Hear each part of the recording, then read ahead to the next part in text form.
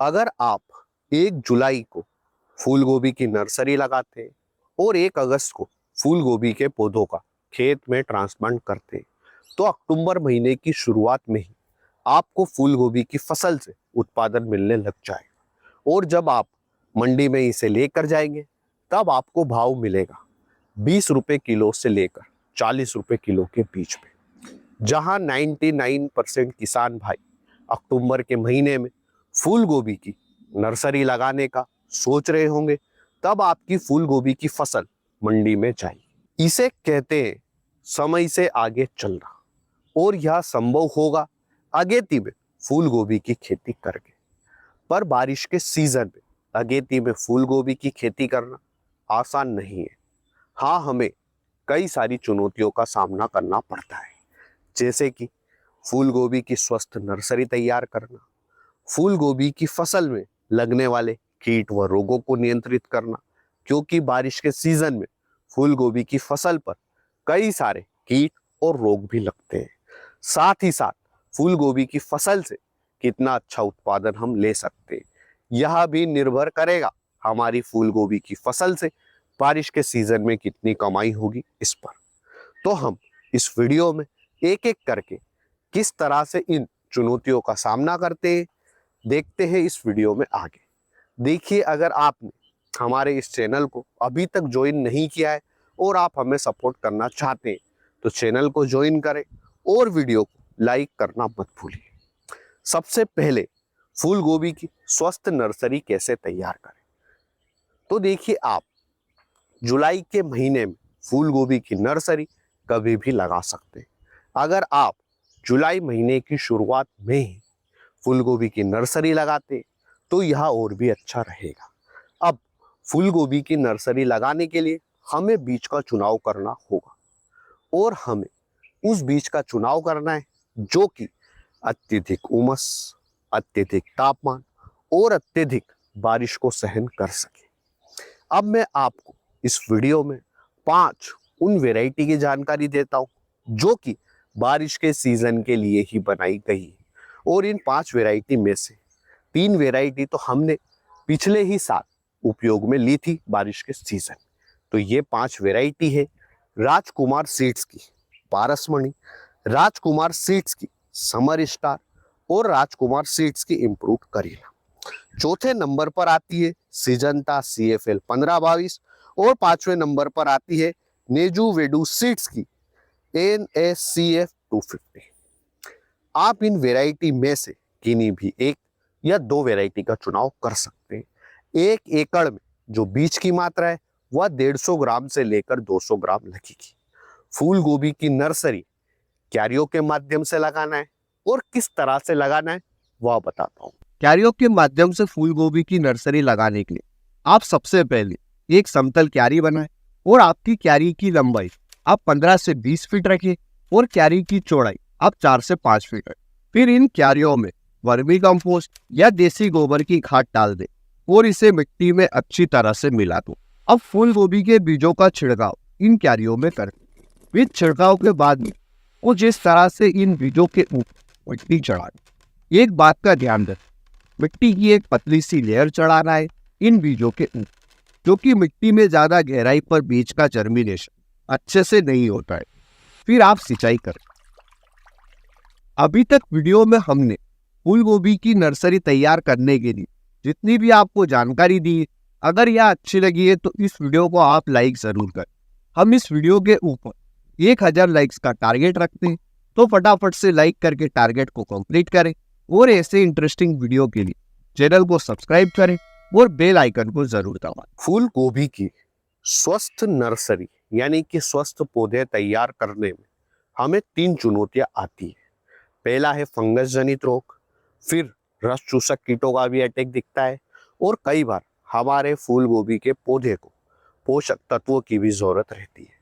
तो फंगस जनित रोगों को नियंत्रित करने के लिए जब बीज बुआई करें, तो जब आप पहला पानी दें उस समय पर, यानी कि जब आप क्यारी में बीजों की बुआई कर दें और पहला पानी दें, उस समय पर आप सूडोमोनास और ट्राइकोडर्मा का कल्चर बनाकर पानी के साथ में चला सकते हैं। जब आपकी फूल गोभी की नर्सरी 7 से 8 दिन की हो जाए, तब आप फंगस जनित रोगों को नियंत्रित करने के लिए ताकत फंगिसाइड 1 ग्राम प्रति लीटर पानी में मिलाकर ड्रेंचिंग कर दें। अगर आपके फूल गोभी के पौधे की ग्रोथ कम हो रही है तो आप एनपीके 19-19-19 आधा ग्राम प्रति लीटर पानी में मिलाकर स्प्रे कर सकते हैं। स्प्रे का जो प्रेशर है वह हमको कम रखना है। अगर आपको फूल गोभी के पौधे के ऊपर रस चूसक कीटों का अटैक दिखाई दे तो इमीडा क्लोरोपिड 17.8% एसिल 1 ml प्रति 5 लीटर पानी में मिलाकर स्प्रे कर दें। इस तरह से आप फूल गोभी की स्वस्थ नर्सरी तैयार करेंगे। तो जब आप फूल गोभी के पौधों का खेत में ट्रांसप्लांट करेंगे तो इनके ऊपर रोग और कीट भी कम लगेंगे और उत्पादन भी अच्छा मिलेगा। फूल गोभी के पौधों का खेत में ट्रांसप्लांट करते समय किन बातों का ध्यान रखना है और किस तरह से शुरुआती दिनों में लगने वाले फंगस जनित रोगों से हम बच सकते हैं वह बताता हूँ। फूल गोभी की नर्सरी खेत में ट्रांसप्लांटिंग के लिए 25 से 30 दिन में तैयार हो जाती है। जब आप ट्रांसप्लांट करें तब आपको जो ये फूल गोभी के पौधे की जड़ें इनको कम से कम 10 से 20 मिनट 2 ग्राम बाविस्टिन प्रति लीटर पानी के एक घोल में आपको 10 से 20 मिनट रखना है। उसके बाद में खेत में रोपाई करना है।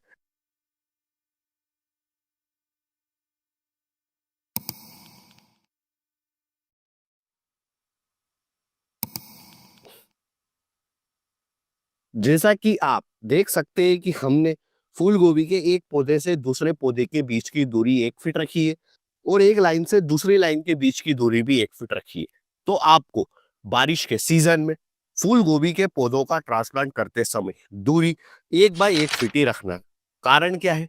क्योंकि बारिश के सीजन में फूल गोभी के पौधे की ग्रोथ ज्यादा नहीं होती, इसलिए आप 1 बाय 1 फीट की दूरी पर फूल गोभी के पौधों की खेत में रोपाई कर सकते हैं। हम बात करते हैं कि फूल गोभी की फसल पर हमें किस तरह से खाद प्रबंधन करना है कि हमारा उत्पादन अच्छा हो। तो जब आप फूल गोभी के पौधों का खेत में ट्रांसप्लांट कर दें उसके 15 से 20 दिन के बाद में 1 बैग यूरिया और 1.5 बैग डीएपी प्रति एकड़ के हिसाब से उपयोग करें और इसके 30 दिन के बाद में फिर से 1 बैग यूरिया और 1.5 बैग डीएपी का उपयोग कर सकते हैं प्रति एकड़ के हिसाब से। देखिए, यहाँ तक तो ज्यादातर किसान भाई फूल गोभी की खेती में जो भी चुनौतियां आती है उनका सामना डटकर करते हैं, पर जैसे ही फूल गोभी की फसल पर कई सारे रोगों का अटैक होता है, खासकर बारिश के सीजन में, तो वहां से उनका उत्पादन प्रभावित होने लगता है और फूल गोभी की फसल में फायदा तो छोड़ो उनका नुकसान अलग होने लगता है। तो अब मैं आपको फूल गोभी की फसल में बारिश के सीजन में जो जो रोग लगते हैं उनकी पहचान और किस तरह से हम स्प्रे के माध्यम से इन्हें नियंत्रित करते हैं वह बताता हूँ। तो एक कॉपी और पेन ले लें और जो जो मैं वीडियो में बता रहा हूँ उन्हें अच्छे से नोट कर लें। तो फूल गोभी की फसल पर जो हमें पहला जो हमारा फंगस जनित रोग आता है वह है अल्टरनेरिया पर्ण दाग रोग दिखाई देता है। इसमें हमें फूल गोभी के पौधे की पत्तियों के ऊपर गोल और भूरे रंग के धब्बे दिखाई देते हैं। ये पौधे की पत्तियां फूल गोभी के पौधे की निचली सतह पर होती है। यह एक फंगस जनित रोग है। मेनकोजेब 2 ग्राम प्रति लीटर पानी में मिलाकर फूल गोभी की फसल पर स्प्रे करते हैं। हमारा दूसरा रोग आता है काला सड़न रोग। अब इस रोग की यह पहचान है जो फूल गोभी के पौधे की पत्तियां होती है वह किनारे किनारे से पीली पड़ जाती है। कॉपर ऑक्सीक्लोराइड 50% WP 1 ग्राम प्रति लीटर पानी में मिलाकर फूल गोभी के पौधे की फसल पर स्प्रे करना है। बारिश के सीजन में फूल गोभी की जो पत्तियां रहती है यह इल्ली काफी ज्यादा खाती है, तो इससे भी हमारा उत्पादन प्रभावित होता है और इसे नियंत्रित करने के लिए आप perfect super 40 ml emamectin benzoate 5% 10 ग्राम प्रति 15 लीटर पानी में मिलाकर स्प्रे कर दें। अगर आप इस तरह से बारिश के सीजन में फूल गोभी की फसल लगाते तो उससे आप 80 कुंटल से लेकर 100 कुंटल तक का उत्पादन प्रति एकड़ आसानी से ले सकते हैं। अगर आपको 20 का भाव मिलेगा तो फूल गोभी की फसल से आपकी कमाई 1,60,000 रुपये होगी और अगर 40 का मिलेगा तो फूल गोभी की फसल से आपकी कमाई 3,20,000 के आसपास होगी। देखिए, जो ये भाव है यह तो एरिया वाइज चेंज होता रहता है और इस पर ना मेरा ना आपका किसी का कोई भी कंट्रोल नहीं है। आप फोकस करें कि आप फूल गोभी की फसल से ज़्यादा उत्पादन लें।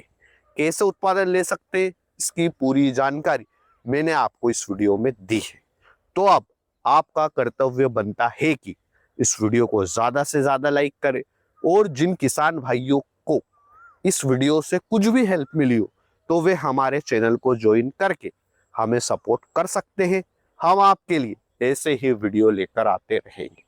धन्यवाद किसान भाइयों। जय जवान जय किसान।